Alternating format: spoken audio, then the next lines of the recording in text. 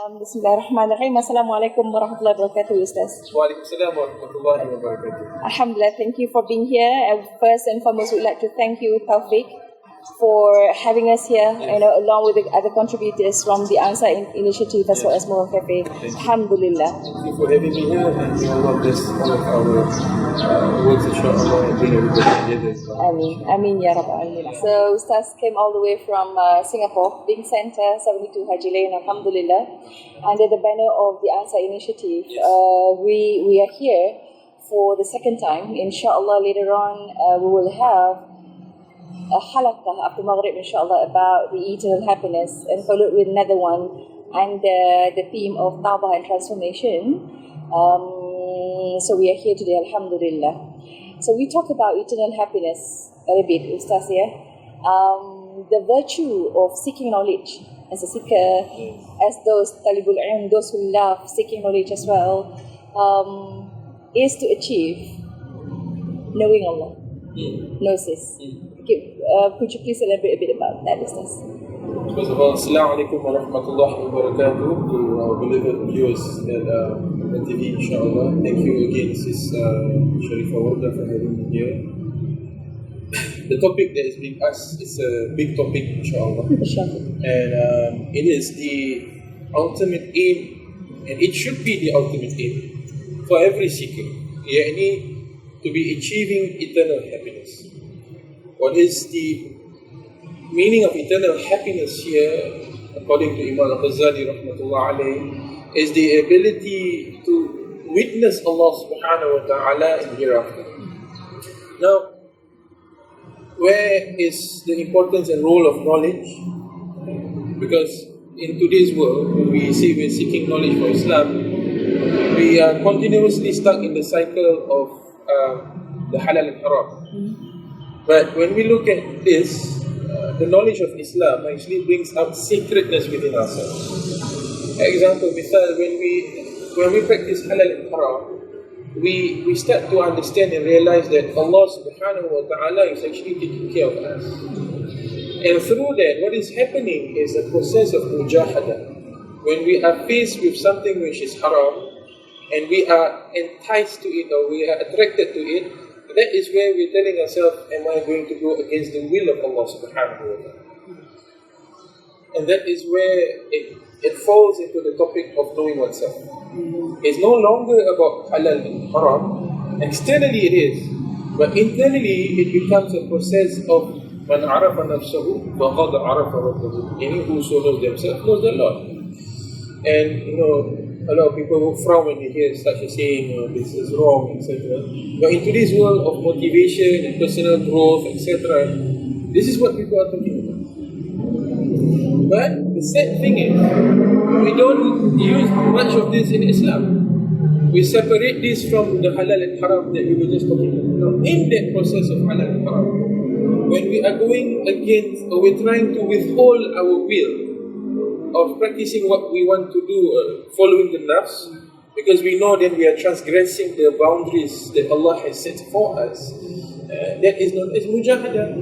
And when we do mujahada, we bit by bit will start to realize that Allah subhanahu wa ta'ala, as much as He has given us this freedom, it is in these boundaries that we actually are with Him. And when we release ourselves from these boundaries, practically on our own. So some of us might go through that process for returning back into those boundaries to know Allah.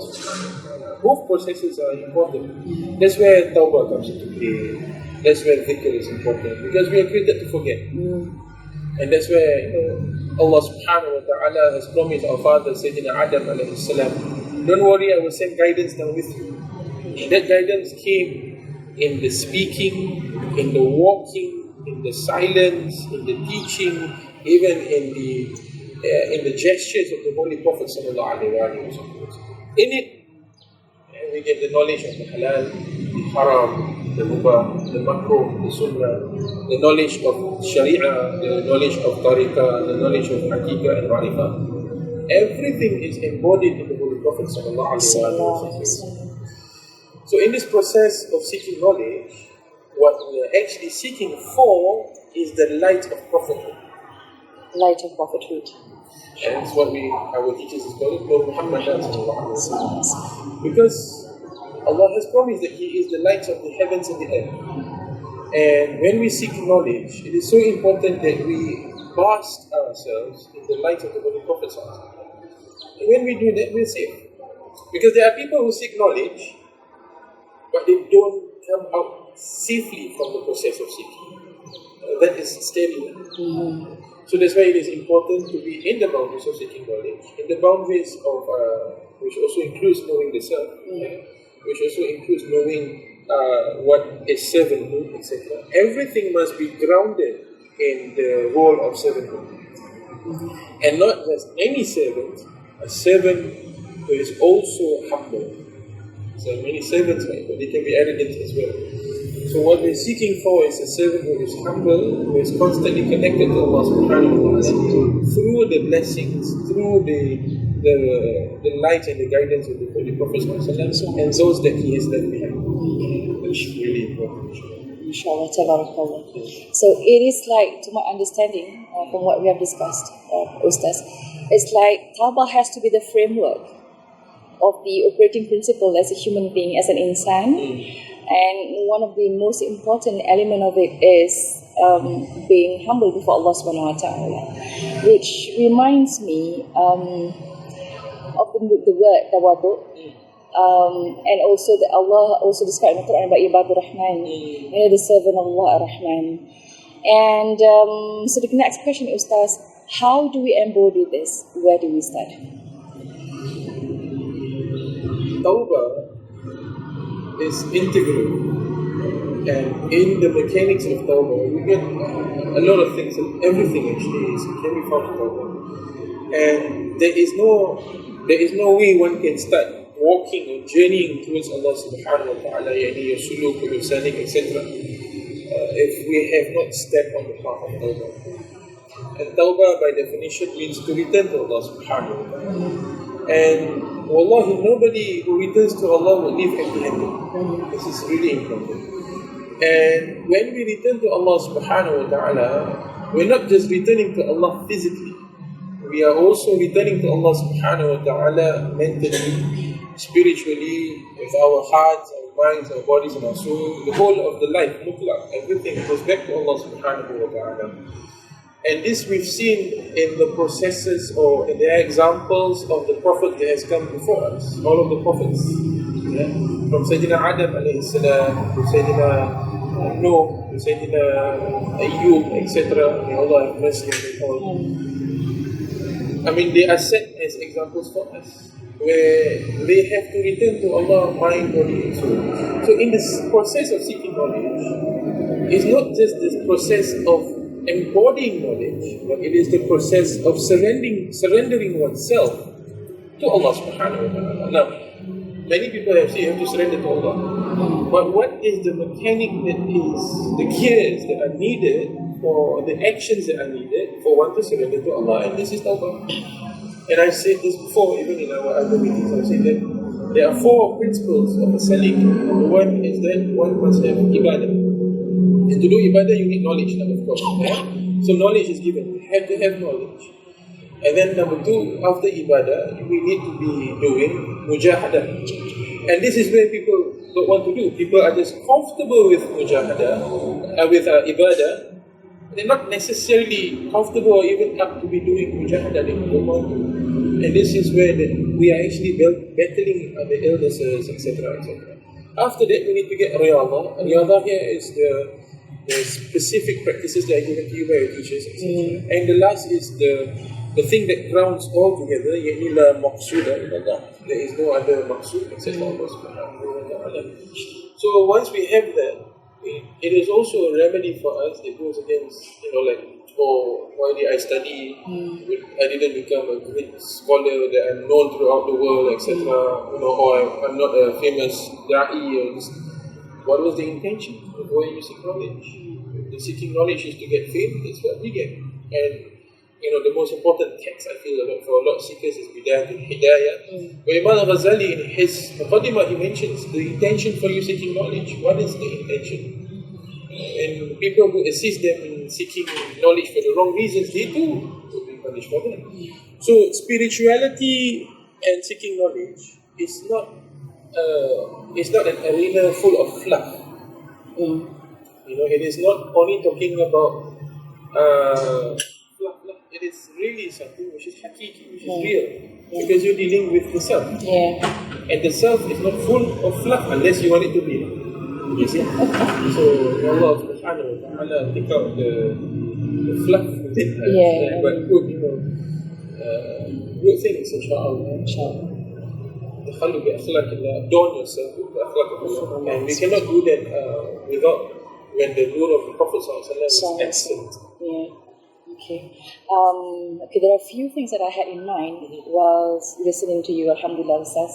One is about the ethics or the adab as a seeker of knowledge, towards the aim, towards Allah subhanahu wa ta'ala, towards our teachers, towards the tariqah that we are in, okay? And at the same time, we're carrying also our multiple roles that we play on a daily basis. So I connect that with the mujahadah and the riyadah. So if you could advise how we could sustain, and at the same time we can still taste this eternal happiness rather than temporal happiness, Ustaz. So that kind of, we know that we are living in the world, there's a lot of distraction. And a lot of people struggle with mental clarity. And people, when they're sitting together, they are no longer looking at each other, but they are so busy looking at the gadgets. Okay, so it's like the society has been driven by this gadget. Without gadget, a lot of people couldn't even function. Yes, mashallah, tabarakallah. So could you please, enlighten us on that bit, Ustaz? When we talk about ethics, it is going above and beyond just talking about etiquettes. When we talk about ethics, it has a lot to do with the process of tawbah. So ethics here and tasawwuf and tariqah and sharia and all of this cannot be separated, because the Prophet he was raised for this. But ethics is really felt when one practices zuhud. And in this day and age, of course, everybody has the ability, a lot of us have the ability or the economic ability to buy cars and do this and do that, etc. And we spend thousands of dollars, etc., just to brag about the knowledge we've taken, etc. May Allah protect. But when we forget that ethics lies a lot in zuhud, when we live simply, that ethics will come. Because the cause of a lot of the illness of the heart is hubbun dunya, is love for the world. And we are taught not to hate dunya. No. But when we live with ethics, then we realize that Allah subhanahu wa ta'ala is the one is in charge, and we live with zuhud. Because at the same time, that's where the mujahadah is. And that, I believe, there are many examples that we can see from great scholars of the past, and even many of our mashayikh of today as well. We have people like Muhasibi, we have people like Sayyid Al-Abrar, we have people like Imam Junaid al-Baghdadi, who from their lives we see that they practice zuhud. So zuhud and ethics cannot be separated. Scrupulousness, wara, etc. This is how we know that tawbah has touched us. And that's how we know that there is the light of the Holy Prophet. When we're able to let go of dunya, but still be in dunya, but not of dunya. There's a difference. When you say you tread gently on this earth, the earth is not supposed to shackle us, burden us. Of course, we have problems and challenges, but when we are used to be living simply, I don't think there will be a lot of problems, inshallah. Okay. Inshallah. So that very much related to the sifa, zuhud, if Ustaz could mention that in a more, not simplified, but something which we could relate to. And that is also remind me of the word qana'ah, means we feel contented with whatever we have. So we do not want to accumulate even more.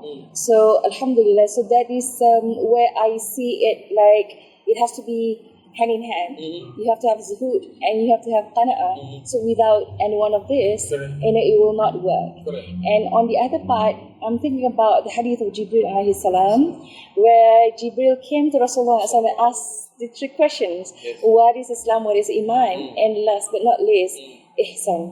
Okay, so yeah, we would like to hear Ustaz talk about that as well. Basically, how zuhud is connected to ihsan. To zuhud, and after that with the qana'ah and also ihsan. Zuhud, if we were to look at it, it's not just qana'ah. Zuhud is the embodiment of servanthood. So when we say we're the servants of Allah subhanahu wa ta'ala, zuhud is everything. And it is not just qana'ah. In order to be zuhud, there must be sabr, for example. There must be qana'ah, there must be gratitude, there must be shukr, there must be patience, there must be even knowledge, etc. Without which there can never be zuhud. So in that sense, because that's how the Holy Prophet ﷺ lived his life, where he knew that he is moving from one point to another, and yet he is the last of prophets, which means if he wanted, he could be the prophet king, the prophet who was a rich prophet, like Sayyidina Sulaiman alayhi salam, but zuhud was the peak of his zuhud. And when we look at the hadith from, or the sayings from Sayyidina Aisha, is that when asked what was the first bid'ah, she said the way we eat after the Prophet. So, alhamdulillah, we are blessed with richness, but again, zuhud is everything. It's not just letting go of dunya or trying to live simply, but in order to reach there, that is the goal, right? There must be all these other strengths that one must involve. And that is where the mujahada, I think, comes in, because we are trying to let go of the sweetness of this dunya for something which is more eternal. So that's where the process of letting go is really, really important. Alhamdulillah, this is when Ustaz mentioned about sweetness, it reminds me of halawatul iman, the sweetness of iman. What even throughout the mujahada, Ustaz, we're like being hard on ourselves. When can I taste the sweetness of iman? When we know that we're not the one in charge. That's where sweetness comes in. When we know that we are being carried, we are the one, Allah subhanahu wa ta'ala moves us, Allah subhanahu wa ta'ala is the one who is assisting us, and Allah subhanahu wa ta'ala is there, Prophet sallallahu alaihi wasallam is there, the blessings of our teachers are there. And sweetness here is felt when we know that we are not the one in charge, but someone greater and someone more permanent is, and someone who is more all-knowing is. That is zuhud. One cannot force oneself to be in a state of asceticism unless and until one understands the practices of spirituality. And so, to gain strength first, of course, we need to be doing dhikr, especially in halaqah, dhikr that has been prescribed. That's when the riyadah comes in.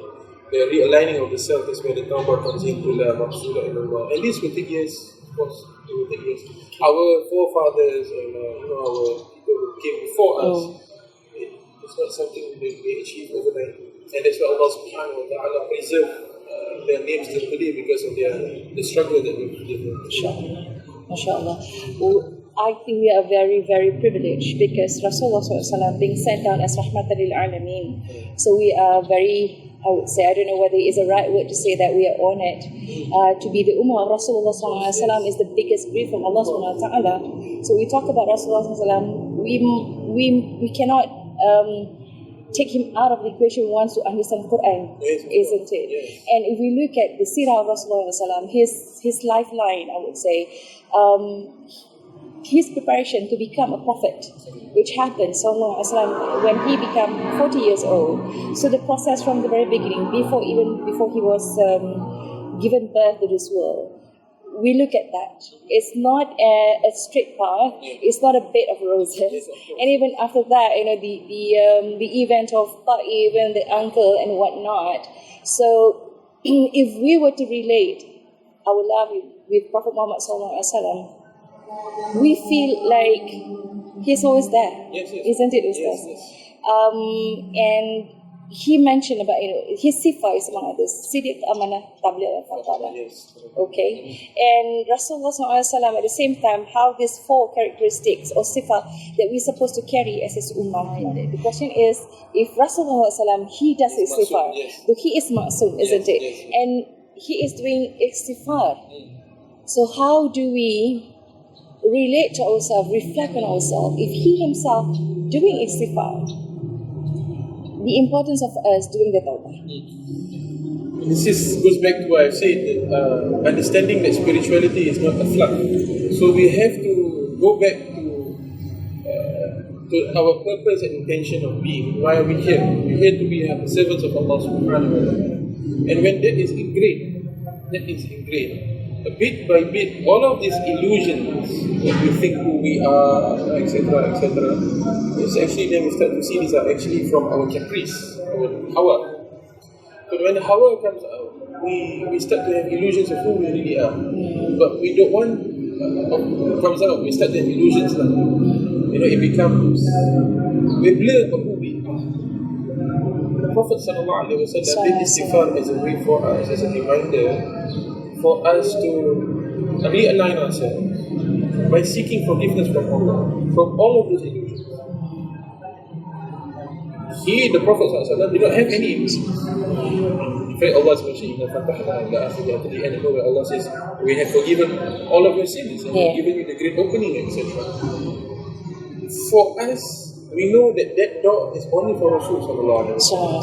So for us to be close to someone who has that opening, we have to be following what he is doing. Yes. But understand that when we do so, we are not him. But we are who we are in our locations, in our situations, with our weaknesses, with our strengths. So in istighfar, we have to ask Allah for forgiveness, and it's wajib. Because none of us are perfect except for the prophets, except for Allah subhanahu wa ta'ala. That's given to us. So unless and until we think we are perfect, that's where the ego comes in. That's where the illusion is. Then we have to be doing istighfar. We hear scholars who do minimum 1,000 istighfar every day. It's many istighfar, and because of that, Allah subhanahu wa ta'ala, through His maghfirah, when we seek forgiveness from Allah, Allah doesn't just forgive. He raises our hands, He covers our shortcomings, He protects us. But not all of this. So it's not just I forgive you, then I go away. No, that's us. We is I forgive you. That's it. Because as though that person that person is indebted to us because we forgive that person. But not with Allah. Allah is not like that. So with Allah, when we seek forgiveness from Him, He would raise us, He would protect us, He would guide us. So in that one astaghfirullah, multiple dimensions of Tawheed that if we do not go through the ilm, ibadah, mujahada, and riyada, and la maqsuda ilallah, we won't know. Inshallah. Okay, inshallah, Ustaz. The first one, I think we brought the Tawbah transformation, alhamdulillah, the feedback, mashallah, and we didn't expect that as well, mashallah, tabarakallah, and it was a full house, and that's the reason why, because of the request and whatnot, so we're here again for the second, also the third one, inshallah, and because of some of the audience approach, as I myself, I'm very interested on revisiting the mechanics and the meaning and the spiritual and deeper meaning of Tawbah. So therefore, inshallah, our contributor, Tawfiq, inshallah. So all of us, we're going to be here in Tawfiq itself for a 2 days workshop on Tawbah and transformation. So this is what we call the workshop itself. It's for public, inshallah, and with a very minimum investment of 200 ringgit. We could be together. So we're going to go through the process or steps by steps what we're going to do and how do we do it. Not only in terms of Salatul Tawbah, the meaning and the essence as well, the spirit of it, and how to preserve it. And at the same time, we're going to go through the dhikr as well. So inshallah, so Ustaz will be the facilitator that will take us through, inshallah. And how does it look like? Maybe a little bit before we end the session, Ustaz.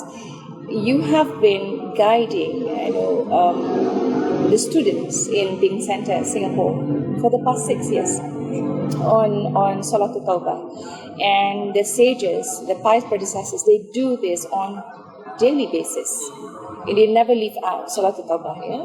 So, okay, how does it like, or what was the feedback you have received throughout the 6 years of period, you guide the Jama'ah in Salatul Tawbah, Ustaz? Really, Allah is the best and the only true guide.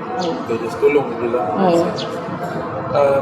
Of course, there are different feedbacks. Some of them, they manage to keep it as a daily practice. Some of them, they still do it weekly. Some of them, they do it monthly, etc. But one thing I can say is that because of the effect of the group doing it, it has become a means for istiqamah. Even if we don't see miracles in our life because we do prayers, the fact that Allah subhanahu wa ta'ala has brought us to Tawbah, that itself is a great miracle. And I was just saying this yesterday in the class. The fact that you're able to take wudu, standing in front of Allah, intention to return to Him, that is already itself, Allah says, is there. Because if He doesn't permits it, it won't happen. No matter how many amount of effort we do, it won't happen. So we can be anywhere else. Allah permits us to be there, to be remembering Him, to be seeking His forgiveness. And of course, it's not only Tawbah. With it also comes like, for those who have been established in Tawbah, they will do their duha, they will do, I also encourage people to do the Surah Isti'adah, tasbih, this kind of thing, to help the healing and the process of Tawbah. Sampai kepada inabah the rest of the whole process. I myself, and we're all going through all this process continuously. I guess it's different for each person. We will go through it. But I guess to see if it works, as in whether there is an effect, I'm happy that for the past 6 years people are still doing it. So thank you very much for your time, Ustaz. So we look forward to continuously, learning from you, inshallah, benefit and from the knowledge, and also our teachers, the pious predecessors, inshallah. Okay, Ustaz. Assalamualaikum warahmatullahi wabarakatuh. Alhamdulillah.